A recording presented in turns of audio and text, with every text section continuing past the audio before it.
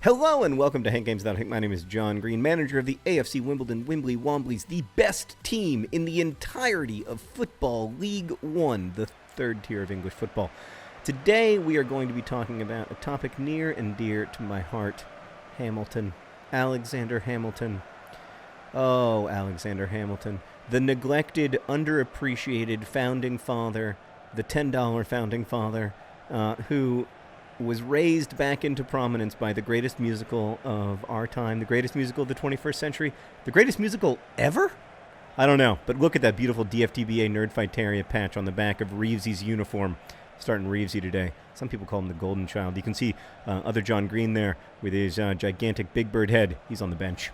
Today's topic comes from David, who donated to the Project for Awesome. He wrote, "My girlfriend was one of Brotherhood 2.0's first 200 subscribers. Her name is Julie, and this is a gift for her for Christmas. She'd like John to discuss Hamilton the musical theater as a medium for storytelling, and his experience with musicals." So, Julie, first off, let me tell you that I'm very grateful to you for being among Brotherhood 2.0's first 200 subscribers. That is wonderful and amazing. Also, we're starting Ziggy Gordon, our red-haired right back, as well as Henri, our ginger Henri, the French ginger from who's our central midfielder for the day. And up front, we've got T.S. Eliot, as well as the Montserratian Messi, Lyle Taylor. Henri and Taylor actually know each other. That's another story for another time. So, I guess, like, just real quickly, it means a lot to me anytime I hear from a very early Brotherhood 2.0 subscriber, especially if they are still, like, involved in our videos or care about the work that we make. For a bunch of reasons, but mostly because it's impossible to explain to people who aren't part of that tiny little group of how weird this all is and what it all feels like, and the people who have been like on that whole journey of the growth of the community and the sort of changes and projects that we do. It always means a lot to me to hear from them, especially if they remain interested in our work and part of the community. So, thank you. I think Hamilton, I haven't seen the musical, I should say. I'm going to see it in a couple of weeks. I'm not even going to say how much money to get tickets. I should have. It's funny because, like, 4 months ago, Sarah was like, we should really go to Hamilton. And I was like, I know, but the tickets are so expensive because you can only buy them on a secondary market because it's sold out to like mid-2018 or something. And she was like, yeah, you're right. Let's not do it. And now the tickets are like 3 times as expensive. But we're like, we can't wait any longer. It's only going to get worse, which of course means that the ticket prices are about to go down. So watch out because I have a 100% track record of incorrectly predicting Hamilton ticket prices. Anyway, I love the musical. I love the songs in it. I've loved it since I first saw the YouTube video of Lin-Manuel Miranda performing the opening song at in front of the president. Yeah, I've always been a big fan of Alexander Hamilton. He's my kind of president. Without talking too much about my personal politics, I've always been, I guess, a federalist in the sense that I think a strong federal government, an involved banking system, all of that is very useful. Oh, that was a handball. That's cheating, and that should have been penalized with a penalty. But life is full of injustice, and we soldier on in the face of it. If it weren't for the sort of horrific injustices that football can bring to us, there wouldn't even be an AFC Wimbledon. Because we would still be playing as Wimbledon FC. I have a corner kick. That's good news. I score from them all the time. Just kidding. I've never scored from one. I love the musical Hamilton because it has so much nuance, because it brings so much like historical context about early American history to a broader public, because because it tells the story of Alexander Hamilton as an immigrant story, as a story of someone, who was maybe considered other or less than by the social order, but refused to accept that. Like, all of that stuff, I think, makes it special. And then there's just the way that it uses language to convey very complex ideas very quickly. That always amazes me in musicals, in good musicals anyway. Oh, that was a nice pass. That was a really good pass. Oh, man, but it came to nothing, like so much effort in this world. Meredith, did I tell you that I told the real-life Callum Kennedy that you have a crush on him? I don't know why I said it. I wish I shouldn't have said it, looking back. Oh, I just got punched in the face. That's not a penalty, of course, because and the Gingers come up to take the throw in, and the Ginger did a terrible job. He's a good right back, but one thing he doesn't do well is get forward. Yeah, that was some curiosity at the back there. You need to press a little bit. Yeah, like just the way that musically, like it gets it, and then lyrically gets at such complex ideas. I mean, talking about the national bank and the sort of federalization of debt and stuff, like those are not topics. Like, I struggled when doing Crash Course with how to make those topics interesting, let alone like a musical. And I think that's the genius of Hamilton, is that he somehow was able to see Hamilton's story as a human story, and then by doing that make these big complicated parts of early American history human stories as well. I think I took one too many touches there. That was difficult. That was painful to watch because I really should have scored in that situation. And I think we all know Adebayo Akinfenwa probably would have scored in that situation, but he is not available. He is fatigued. He has had a long preseason. And we're just in the beginning of the League One season here. I don't want to be wasting my precious Akinfenwa. Oh, I have a bit of squad news. Adebayo Aziz, the other Adebayo, has gone on loan. Guess where? Swindon Town. When they asked for a one-year loan for him, I couldn't say no because I just, what's good news for Swindon is ultimately good news for Wimbledon.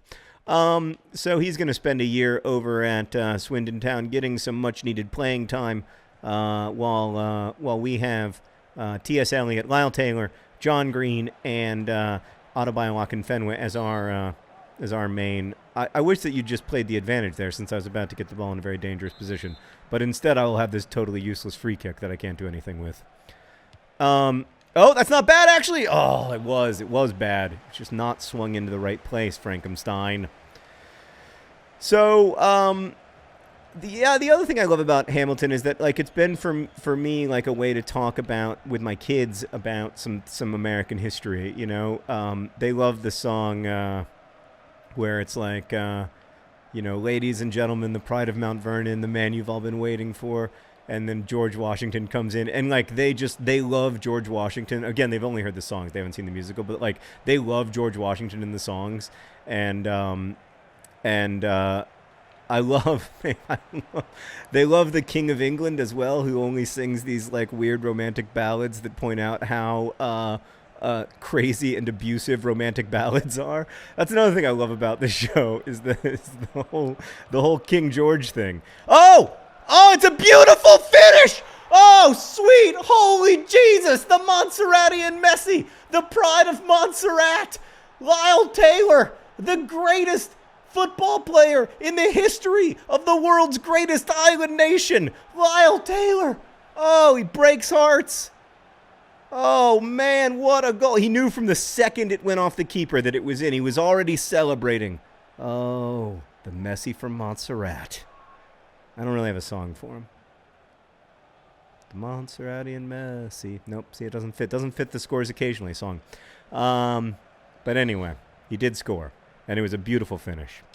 And they just love all the characters, so they love the way that Thomas Jefferson sings, his little southernness and everything, but it's a way into talking about early American history and talking about how, in a lot of ways, the Hamilton was pressing for and his allies were pressing for a much more revolutionary revolution than the one that kind of ended up happening. And that's ugly. I apologize to my friends and family. And it's very interesting to think about what would have happened if the U.S. had looked more like that. You know, if it certainly if abolition, especially, had been kind of baked in somehow to the Constitution or to the early amendments, but also, we had a strong federal government relative to, the Articles of Confederation government, or certainly a lot of the governments that we might have had. That was not great defending. But we didn't have as strong a federal government as, European countries ended up having. And I think that there have definitely been some benefits, without, again, getting too much into like contemporary political discourse. There have been some benefits to Europe in having that, in having those strong national governments in terms of social safety nets, in terms of, everything from healthcare costs to, having a more than two-party system, etc. But, the United States is also a very effective democracy in a lot of ways. Oh, I just revile your chin strap, Reeves. I refuse to accept it, There's Lego my Jego. Yeah, he just wants you to let go of his Jego. So, I just think it's a brilliant play. And like it's one of those things, the more time you spend with it, the smarter it gets. And there's so few things like that in the world. There's so few things, especially these days, that I feel like I can be unironically a complete fan of, that I have absolutely no reservations about. And oh, dang it! See, nobody can be a complete fan of the Wimbly Womblys because I give up stupid goals to Peterborough. Dang it. All right, we got to win this game, guys. We're good enough. We're smart enough. We made some bad substitutions, apparently. John Green's on the ball, though. There we go. Cut back. Cut back! Oh! Sometimes I feel like the controller doesn't do what I tell it to do. And now Peterborough just pouring people forward. But we made a bad interception. Didn't work out. So I am enjoying being off the post, an unironic fan of Hamilton, and I just love it. I don't know that much about musical theater in general. Like, there are plays I like and plays I don't like. I've always liked Spring Awakening. I grew up on, Rent came out when I was, I think, in high school or college. How old? When did Rent come out, Meredith? Yeah, I was in college. That was an important play to me. And then, but most of the plays that I grew up liking were non-musicals, like Angels of America, which did come out when I was in high school. Was a tremendously important play to me just because it exposed me to, oh God, we're going to lose to Peterborough. Focus. I knew so little about HIV. I knew so little about gay experience in America, and Angels in America was just an absolute revelation on that front. But yeah, I didn't like grow up going to musicals. Oh, at the death. The Messi from Montserrat with an incredible opportunity that goes wanting. He worked so hard to get himself. Oh no, he was offside. So it wouldn't have mattered. Wouldn't have counted. Still would have been nice if it went in. I find that way, that's true about life in general. But look, Peterborough hit the post. We're lucky to escape 1-1. I'm grateful. I'm glad. I love Hamilton. How great is it that plays like that can get audiences that are so broad? It's just a wonderful thing. So thanks to everybody who brought it into the world.